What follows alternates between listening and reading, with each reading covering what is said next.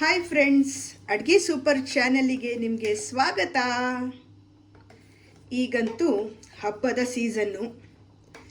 ದೇವರ ನೈವೇದ್ಯಕ್ಕೆ ಡಿಫ್ರೆಂಟ್ ಆಗಿರೋ ಸ್ವೀಟ್ಸನ್ನು ನಾವೆಲ್ಲ ನಮ್ಮ ಮನೇಲಿ ಮಾಡ್ತೀವಿ. ಇವತ್ತು ನಾನು ನಿಮಗೆ ಸಿಂಪಲಾಗಿ ಇನ್ಸ್ಟೆಂಟ್ ಗೋಧಿ ಕಡಿ ಪಾಯಸನ ಹೇಗೆ ಮಾಡೋದು ಅಂತ ತೋರಿಸ್ತೀನಿ. ವಿದಿನ್ 25 ಮಿನಿಟ್ಸಲ್ಲಿ ಈ ಪಾಯಸನ ಮಾಡಿಬಿಡ್ಬೋದು. ತಿನ್ನೋಕ್ಕೂ ರುಚಿಯಾಗಿರುತ್ತೆ, ಆರೋಗ್ಯಕ್ಕೂ ಒಳ್ಳೆಯದು. ಬನ್ನಿ ಹಾಗಾದರೆ ನೋಡೋಣ ಈ ಪಾಯಸನ ಹೇಗೆ ಮಾಡೋದು ಅಂತ. ಇದು ಯಾವುದೇ ಥರದ ಸ್ಪಾನ್ಸರ್ಡ್ ವಿಡಿಯೋ ಅಲ್ಲ.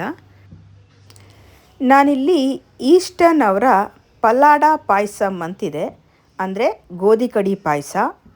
ಅಥೆಂಟಿಕ್ ಟೇಸ್ಟ್ ಆಫ್ ಕೇರಳ ಅಂತ ಇದ್ರ ಮೇಲೆ ಬರೆದಿದ್ದಾರೆ. ಎಲ್ಲ ಇನ್ಸ್ಟ್ರಕ್ಷನ್ಸನ್ನು ಓದಿದ್ದೀನಿ.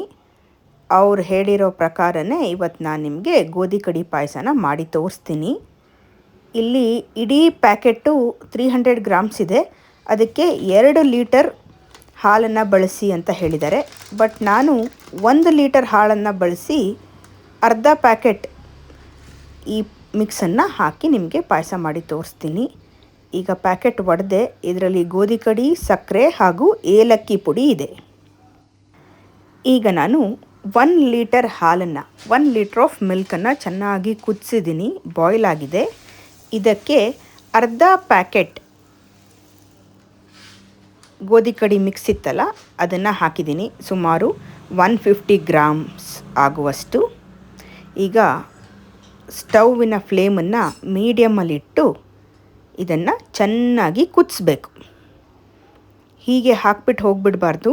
ಒಂದು ಸೌಂಟ್ ತಗೊಂಡು ಈ ಥರ ಮಿಕ್ಸ್ ಮಾಡ್ತಾ ಇರಬೇಕು. ನಮ್ಮ ಗೋಧಿ ಕಡಿ ಚೆನ್ನಾಗಿ ಬೇಯಬೇಕು. ಏಲಕ್ಕಿ ಪುಡಿ, ಸಕ್ಕರೆ ಹಾಗೂ ಗೋಧಿ ಕಡಿ ಆಲ್ರೆಡಿ ಆ ಪ್ಯಾಕೆಟಲ್ಲಿತ್ತು. ಏಲಕ್ಕಿಯ ಘಮ ಪರಿಮಳ ಕೂಡ ಬರ್ತಾ ಇದೆ. ಈಗ ಇದು ಚೆನ್ನಾಗಿ ಕುದಿಲಿ. ಫ್ರೆಂಡ್ಸ್, ಹಿಂದೆ ಕೂಡ ನಾನು ಇನ್ಸ್ಟೆಂಟಾಗಿ ಶಾವಿಗೆ ಪಾಯಸನ ಹೇಗೆ ಮಾಡೋದು ಅಂತ ಒಂದು ವಿಡಿಯೋ ಹಾಕಿದ್ದೆ. ನೀವು ನೋಡಿಲ್ಲ ಅಂದರೆ ಡಿಸ್ಕ್ರಿಪ್ಷನ್ ಬಾಕ್ಸಲ್ಲಿ ಅದರ ಲಿಂಕ್ ಹಾಕಿರ್ತೀನಿ. ಖಂಡಿತ ಆ ಪಾಯಸವನ್ನು ಕೂಡ ನೀವು ನೋಡಿ ವಿಡಿಯೋದಲ್ಲಿ ಹೇಗೆ ಮಾಡೋದು ಅಂತ. ಹಾಗೆ ನಿಮ್ಮ ಮನೆಯಲ್ಲಿ ಟ್ರೈ ಮಾಡಿ.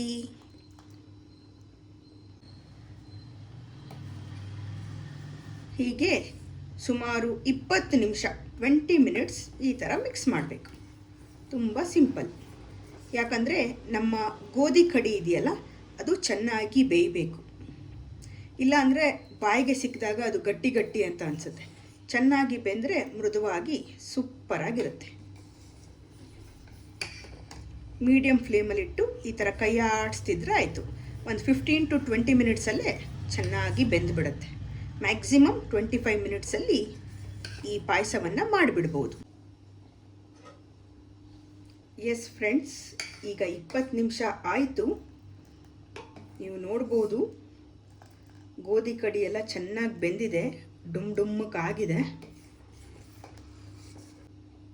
ಈಗ ಇದಕ್ಕೆ ಅವರೇ ಹೇಳಿದ ಹಾಗೆ 1 ಚಮಚ ತುಪ್ಪನ ಹಾಕೋಣ.